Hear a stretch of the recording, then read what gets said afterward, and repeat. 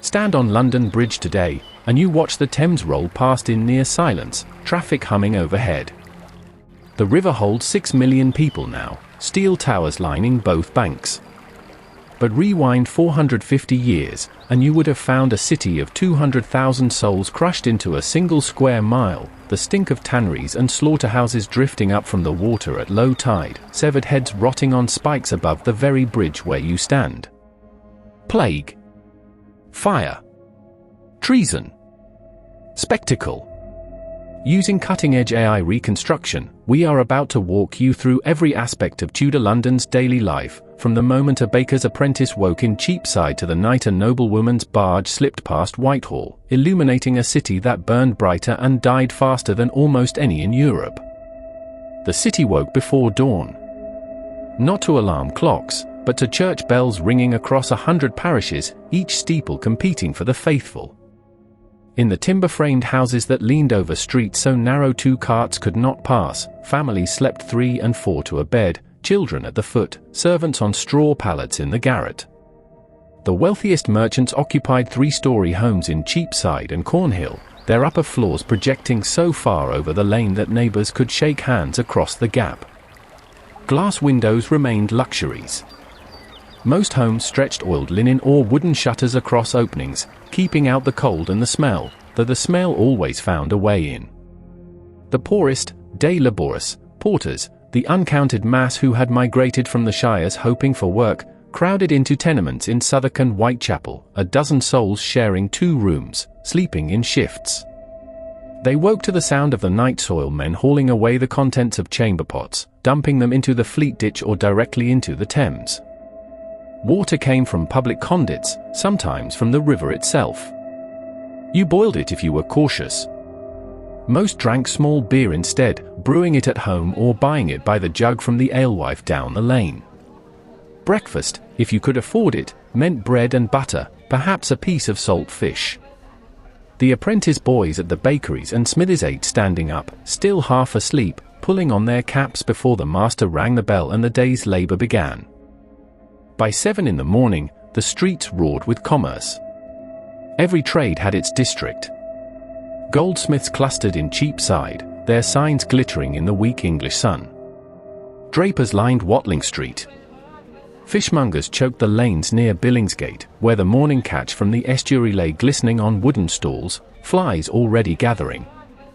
The smell of fish mixed with the smoke of coal fires and the sickle-sweet stench of the tanneries south of the river, where men stood knee-deep in vats of urine and dog feces, curing leather. Work was everything. The guilds controlled who could practice a trade and who could not. To become a freeman of the city, a full citizen with the right to vote and own property, you needed to complete a 7-year apprenticeship under a master, then pay your dues to the guild. Most men never made it. They remained journeymen their entire lives, working for day wages, sleeping in rented corners, marrying late or not at all. Women worked, but the guilds barred them from most trades. They brewed ale, sold goods in markets, worked as laundresses and sempstresses. Widows inherited their husbands' businesses and ran them, sometimes for decades, though the guilds always watched them with suspicion. Food for the working poor came from street vendors. Pies, meat pies, eel pies, sparrow pies, cost a penny and sat heavy in the stomach through a long shift. The tavern served pottage, a thick stew of whatever vegetables and scraps could be boiled together, ladled over bread trenchers that soaked up the grease. The wealthy dined on roasted meats, venison, and swan and peacock, their tables piled with marchpane subtleties shaped like castles and ships. Sugar had arrived from the New World colonies, and the rich consumed it by the pound, their teeth blackening by their 30s. Honey still sweetened the poor man's porridge. At midday, the city paused. Apprentices sat on doorsteps, gnawing bread. Merchants retreated to taverns to settle accounts over wine. Then the bells rang again, and the work resumed. To walk through Tudor London was to wade through chaos. The streets were unpaved, rutted with cart tracks, slick with mud and worse. Household waste went into the central gutter, a stream of filth that flowed downhill toward the river. Pigs roamed freely, rooting through the garbage. Ordinances forbade throwing refuse out of windows, but everyone did it anyway, shouting a warning, "Gardaloo," before emptying the chamber pot into the street below. The crowds were relentless. Merchants hawked their wares in voices that could pierce a wall. Beggars lined the church steps, some missing limbs, others covered in sores, all calling out for alms. Cutpurses worked the densest throngs, slicing purse strings with razors, vanishing into the press before their victims noticed. The city ran on foot traffic, on horses, on carts piled high with wool bales and wine barrels.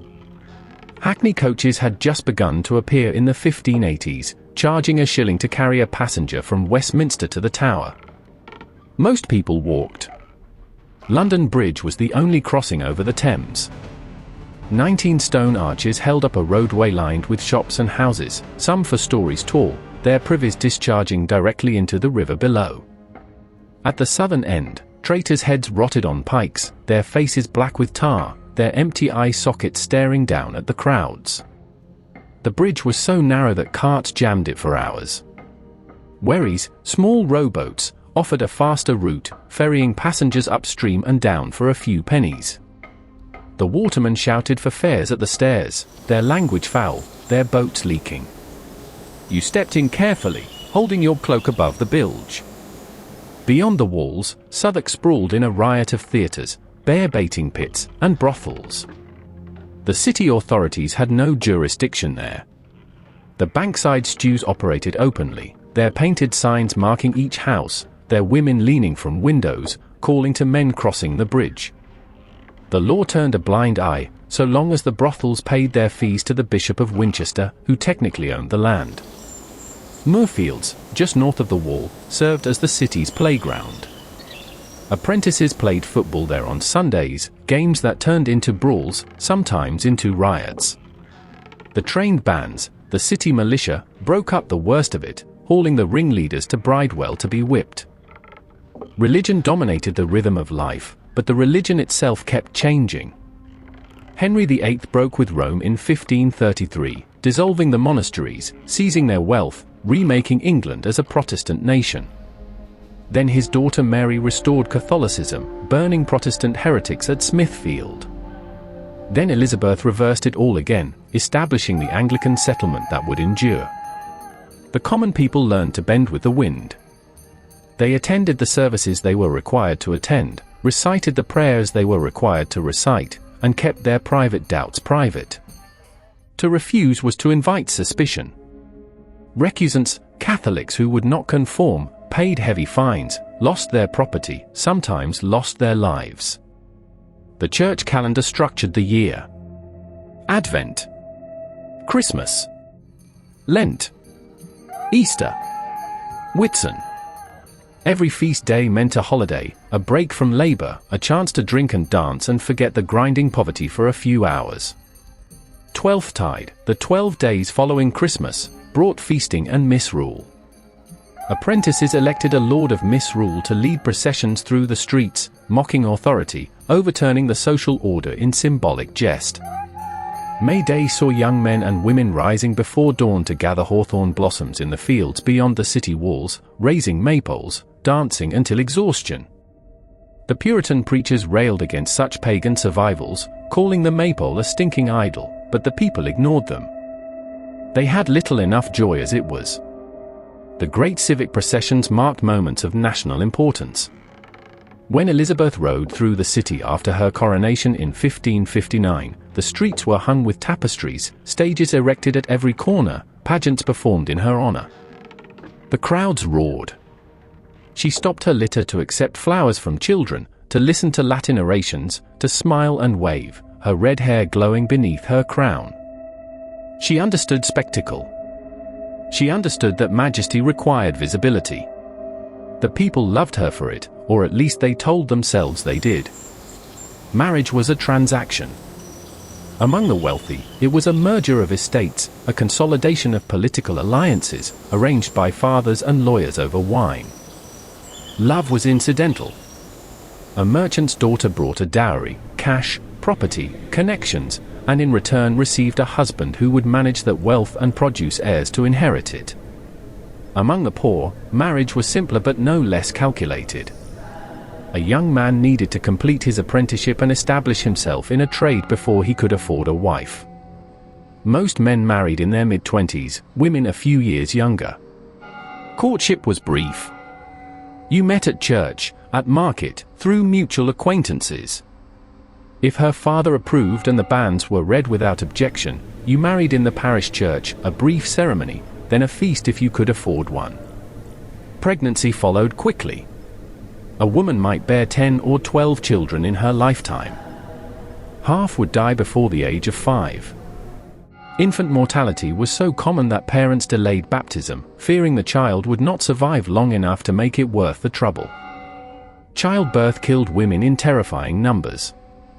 Midwives attended the birth, but they had no understanding of infection, no tools beyond their hands. If the labor went wrong, the mother died, and often the child with her. Widowers remarried within months. They needed someone to manage the household, to care for the surviving children. Widows, if they inherited property, became targets for ambitious men eager to claim it. Family life was loud, crowded, communal. Privacy did not exist. Children worked as soon as they were able, running errands, tending animals, learning their father's trades. Affection existed, but sentiment was a luxury. You loved your children, but you did not indulge them. Discipline was physical and immediate. The rod was not spared. Disobedience, talking back, idleness, all earned a beating. It was the way of the world. You raised them to survive, not to be happy. Disease was everywhere. The plague returned every few years, sweeping through the crowded parishes, killing thousands in a summer. The first signs were swellings in the groin and armpits, black bruises spreading across the skin, fever that burned you hollow. Once the plague marks appeared, you had days, sometimes hours. The authorities ordered infected houses sealed, a red cross painted on the door, a guard posted to prevent anyone from leaving. Inside, the healthy and the dying were trapped together. Some tried to escape through windows or tunnels dug beneath the floors. Most simply waited.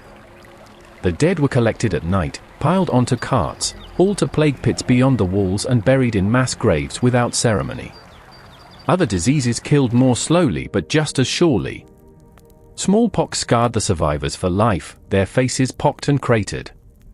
Typhus, spread by lice, raged through the prisons and poorhouses. Sweating sickness struck suddenly, killing within hours, baffling every physician.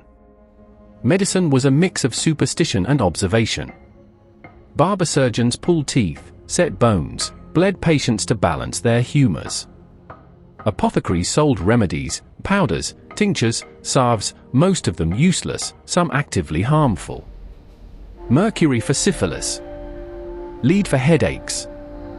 Theriac, a paste made from dozens of ingredients including viper flesh, supposedly cured poison. The wealthy paid fortunes for it. Death was public.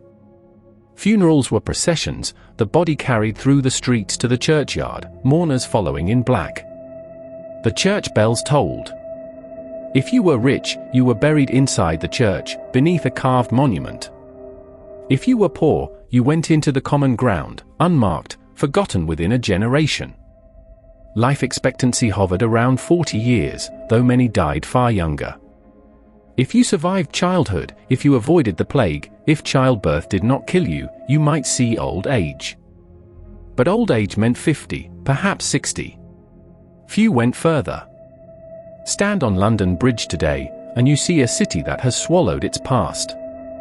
The timber houses are gone, burned in the Great Fire of 1666 or demolished in the centuries since. The plague pits lie beneath office blocks and car parks. The Thames runs cleaner now than it has in 400 years. But traces remain. The street names, Cheapside, Bread Street, Milk Street, echo the trades that once filled them. The tower still holds the crown jewels. Westminster Abbey still stands where Henry VIII married 6 women and buried 3. And beneath the foundations of every modern building, archaeologists find the bones of Tudor London. Leather shoes. Clay pipes. Animal bones gnawed clean. The lives of 200,000 people compressed into layers of dirt and ash. They lived hard and died young, their names forgotten, their struggles ended. But they built the city that refused to die. London endures.